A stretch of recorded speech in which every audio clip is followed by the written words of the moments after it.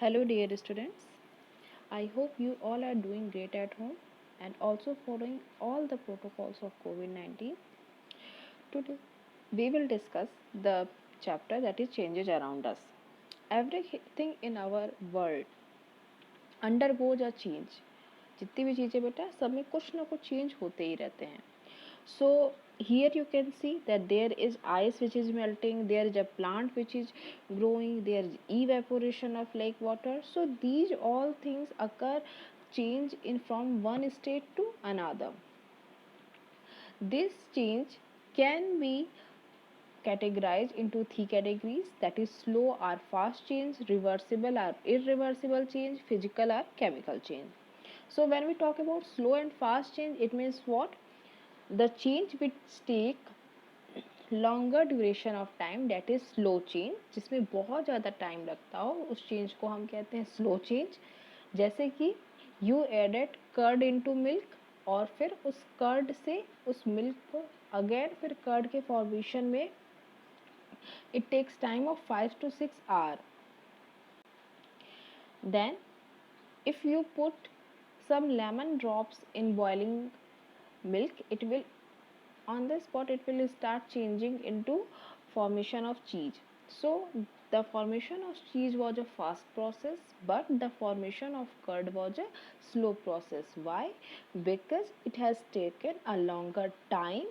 For example, it also consists the change in season, growth of a plant, rusting of iron. All these things come under slow change. And if we talk about fast change, burning of paper, lightning of bulb, cutting an apple, that all things comes under fast change. अब यहाँ पे एक confusion जैसे कि बार बार हो रहा है कि cutting an apple that will be a fast change or physical change. See, here it means that apple earlier has apple earlier has this big shape, and someone taken a knife and cut into a parts. Okay, so that it is telling it fast change. But in actual there is no change occur in properties of apple. ठीक है, इसको अभी आप लोग आगे पढ़ेंगे कि जब किसी भी सब्सटेंस को अगर अब चेंज हो रहा है बट उसकी किसी प्रॉपर्टी में चेंज नहीं हो रहा है तो that is called physical change. So this thing is cutting of apple. Better to write this example in fast change. It is also a fast change, but you can write this in physical change too. Okay. Then do you know that rust is the reddish brown substance which is formed due to the corrosion of iron.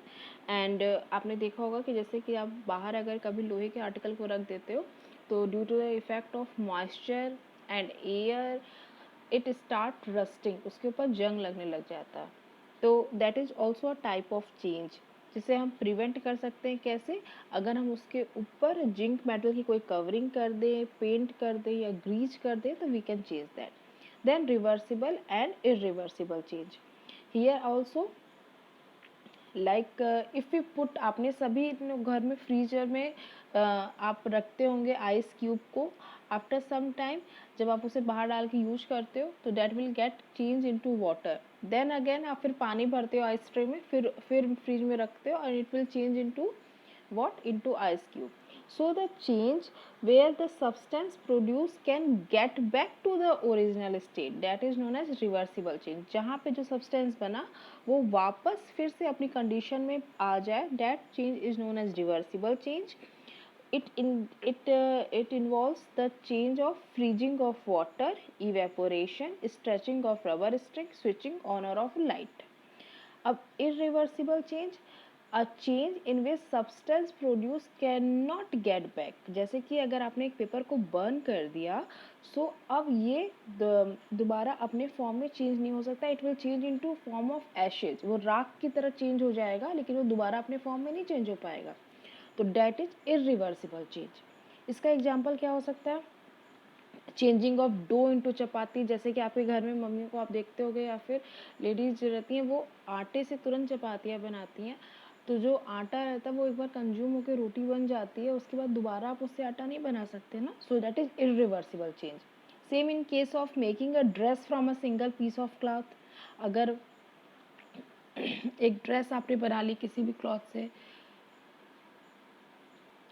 Then also you can't change it. Getting older, अगर कोई अभी जैसे आप ही लोग हो, जब आप लोग बेबीज होंगे, फिर 6 मंथ के हुए होंगे, फिर 1 मंथ 1 ईयर के हुए होंगे, और अब देखो आप लोग इतने बड़े हो गए हो, तो you can't reverse back your age, right? So that is also an irreversible change. And making curd from milk, because again you can't make milk from curd, so that's the difference between irreversible and reversible change. Now it comes physical and chemical change.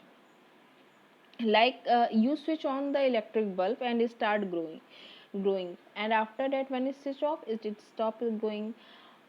तो इसमें कोई भी इसकी substance के कोई भी property में change नहीं आया, जैसे वो ओरिजिनल स्टेट में था फिर से वहीं पहुंच गया. लेकिन अगर आपने कोई शुगर क्रिस्टल लिया, ठीक है, अब हमने इसे ग्राइंड कर दिया, पाउडर फॉर्म में आ गया, अब अगेन इसका हमने शेप तो चेंज कर दिया, its shape get changed but its sweetness is still there.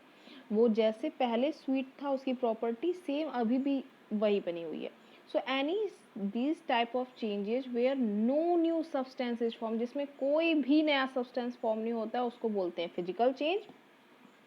इसका एग्जाम्पल क्या हो सकता है? Bending of a copper wire. अगर आपने एक वायर को लेके कई तरह से मोड़ दिया, इवन दो उसकी प्रॉपर्टी तो वही है, वो अपना इलेक्ट्रिसिटी कन्वर्ट कर रहा है, तो that type of change where no new substance is form, that is known as physical change. जैसे कि चाक को ब्रेक करना, या फिर breaking of glass tumbler. Glass tumbler मतलब जो ग्लास सिंपल सी होती है, जब अगर कोई शीशे की ग्लास रहती है वो फूट जाती है, भले उसका शेप चेंज हो गया है, बट फिर भी जो उसकी एबिलिटी है वाटर को होल्ड करने की वो चेंज नहीं हुई है ना. So no new substance is form, that will be the physical change. But अब यही शुगर का ही केस देखिए, अगर आपने शुगर को लेके एक पैन में अगर आपने इसे गर्म किया, तो यू विल सी कि इसका जो कलर रहेगा it will start changing to the brownish and black colour. उसके बाद फिर जो सब्सटेंस को अगर आप टेस्ट करेंगे तो उसका टेस्ट बिटर हो जाता है. So it in this change a new substance is formed which is completely different from the earlier substance. This type of change is known as chemical change. Same in case of activity 8, अगर आपने एक paper को burn कर दिया तो फिर here you can see that it get changed into ashes which is not able to be convert into paper again, so that is also a chemical change. अब आप यहाँ पे देख सकते हो कि burning of paper is two type, is consist two type of changes. First that is it is a chemical change because a new substance as is formed, but it is irreversible change also. It means यहाँ पे दोबारा वो reverse होकर product नहीं बना सकता है ना. सो कुछ ऐसे एग्जाम्पल्स भी होते हैं which consist more than one changes.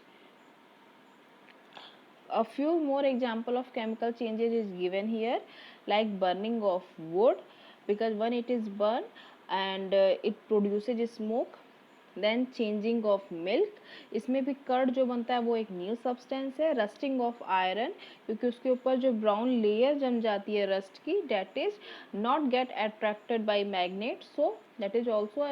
और आयरन की प्रॉपर्टी होती है that it will get attracted by magnet. तो अब जो रस्ट बना, रस्ट की प्रॉपर्टी अलग हो गई, अ new substance is form, so that is also a chemical change. So I hope that you have understood कि फिजिकल चेंज और केमिकल चेंज में क्या डिफरेंसेज है. अगर कोई न्यू सब्सटेंस बन रहा है that is physical change, and if no any new substance is form that is chemical change. For example we can see that tearing of paper और cutting of cauliflower, these all things are physical change. यहीं पे आपका cutting an apple भी आएगा बेटा, जो fast change में हमने पढ़ा था. सेम वही चीज़ यहाँ पे भी है कि no substance is formed, that is a type of physical change also. And chemical change में respiration in living being, cooking of food etc. Now classify the changes into more than one category. जैसे मैंने आपको बताया कुछ changes ऐसे होते हैं जो कि एक से ज़्यादा टाइप को कंसिस्ट करते हैं. तो like burning of incense stick, अगर हमने बर्न किया तो ऐश फॉर्म हुई which is irreversible, and this is an chemical process too. आप इस एक्टिविटी को ध्यान से अपनी बुक में कंप्लीट कर लीजिएगा. Then there are some changes which involves energy.